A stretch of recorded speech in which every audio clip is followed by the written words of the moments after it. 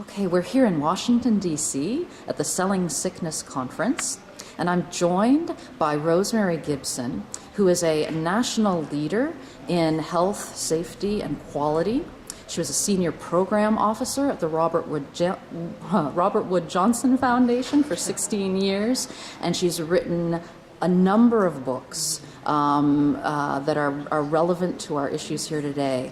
I'm going to start by having her talk about the evolution, actually, of her work, starting with one of the first books that we are featuring here, The Treatment Trap, and moving through the battle over healthcare, and her most recent book, Medicare Meltdown. So Rosemary, if you could start by telling us a little bit about the evolution of these three projects and what they're about. Sure. I got into looking at overtreatment when patients are getting medical care that they really should never get, that could actually cause more harm than good, and saw that it's rampant.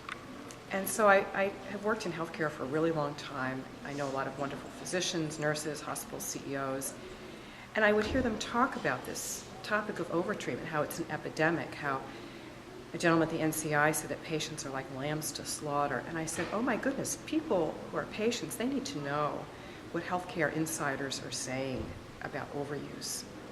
And so I put that together. It's a series of narratives and evidence in the book, The Treatment Trap. And then as I began to peel back, well, why is all this overtreatment taking place? I began to, as what you have to do always, follow the money. And I started writing the book, The Battle Over Healthcare, which is about healthcare reform. And if you remember, that was taking place during the Great Recession when that was unfolding, and the banks were imploding. And it dawned on me that the healthcare industry has uncanny similarities with the banking industry. Think about it. They both have price bubbles when prices are just in the stratosphere. They both have toxic assets. Remember those mortgages that you never should have gotten. And then there are drugs and surgeries and devices that people should never get. We have too big to fail. The banks wouldn't fail, and so they're unaccountable. And the same is true in healthcare. They're unaccountable to the individual patient. And then we have privatized gains and socialized losses. Remember, in the banking industry, they would take the money, make money off the transactions from giving the mortgages to people, sell the mortgages, package them together, and they were worthless, but they made money anyway. And then when the whole thing blew up, the public was asked to bail out the banks. Well, look what happens in healthcare. We have people who are harmed by drugs, devices, unnecessary procedures. The healthcare industry makes money off of those tests, surgeries, and procedures, and the repeat follow-up visits. But who pays the cost? So there's privatized gains. But the losses are borne by patients. They're borne for their financial reasons, for what's done to their health. And society pays too, to pick up the pieces, to clean up the mess. So the parallels were so uncannily similar. And that helped me understand what's really going on in the healthcare industry. We just can't look at it as an FDA issue or just as an infection. We have to look at the underlying drivers, because then that will help us understand what kind of solutions we need to have in place. Yeah. In the course of researching your books, did you yourself as a researcher run into any challenges or roadblocks in trying to get some of this information out? You know, people were very willing to speak off the record, behind the scenes, and what they would say privately was extraordinary, and I would quote it, but they did not want to be on record.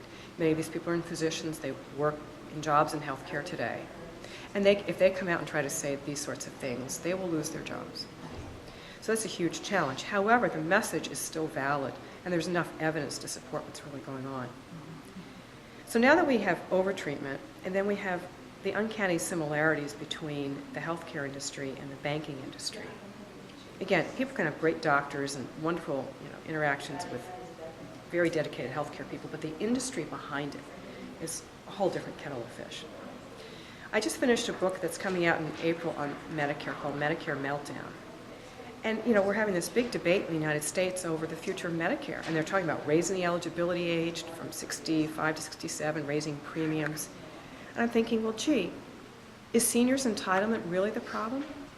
Or is it the sense of entitlement that the industry has to the public's money? Is that the problem? And I believe really that's the problem. And that's the point that I make in Medicare Meltdown. don't cut Medicare for seniors. We should cut into the industry's sense of entitlement to the public's money, to Medicare's money. That's what will make it sustainable. So tell us, I know that your books are actually extremely proactive as well. You give advice on the things that we could do. Exactly. So tell us a little bit about that. What would be your advice at this Well, point? in the treatment trap, there's lots of tips about how to avoid getting overtreated. In fact, I bring a copy, honest to God, when I go to a new doctor for a visit, and it totally changes the conversation. They just don't mess with me. But more importantly, if you have a good doctor, he or she will entertain a really thoughtful conversation. So there's tips in there. In the battle over health care, it's really kind of understanding, while there's a lot of excitement about getting access to care for the uninsured, it's also a situation where we kind of gave the industry the keys to the kingdom. We gave them a lot more power. Now in Medicare Meltdown, what I do, I say is, here's the things that we should be cutting to sustain Medicare. We shouldn't be cutting or raising the eligibility age. We shouldn't be cutting benefits or raising premiums. That's just crazy. So we do provide action steps for what people can do in each of the books. Yeah. One of the things that's come up in some of my previous conversations has been the real need for consumers, for taxpayers, to actually really take on their congresspeople, to make this an issue that gets into the conversation at that level. That's a great point. When I was writing the Medicare Meltdown, I wrote that if we want to participate in our democracy effectively, we have to know what the reality is. And frankly, what we're being told in the media, particularly on Medicare, it is so far from the truth. Let me give you an example. I was watching television, and I live in the Washington, D.C. area, and there was an ad on television about 2 years ago from the American Hospital Association urging seniors to call their member of Congress and tell them not to cut hospitals because that would hurt Medicare beneficiaries. At the same time, the American Hospital Association was lobbying their members of Congress to encourage them not to cut hospitals, but to increase the Medicare eligibility age and raise premiums. That duplicitousness is so extraordinary, but the average person will never read about that in the newspaper. So my intent is to give the inside story to the public so they can participate in their democracy more knowingly, more effectively. That's great. Well, that should motivate all of us to read all 3 of your books. Thank you. Thanks so much for your time. And we donate proceeds to charity, so it's all for a good cause. Excellent. So good to know. Thank you so much, Rosemary. Thank you.